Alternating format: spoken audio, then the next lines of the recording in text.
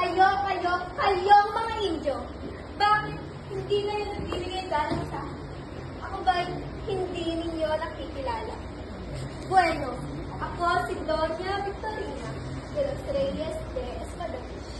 Tignan ninyo ang mga kolorete sa akin. Ang magaganda at magagara kong kasuotan na tila para lamang sa isang mestiza. Kaya kayong mga Indio, singitin ng iPad. Dapat igalang niyo ako. Naalala ko pa nung bata pa lamang ako.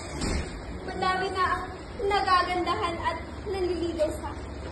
Ngunit, itinaboy ko sila. Paano ba naman? Bakit ako magpapakasal? Magpapasakal sa isang Indio? Hindi maaari. Bata pa lamang ako. Alam ko sa Espanyol na ako magpapakasal. At ito ang dream boy ko.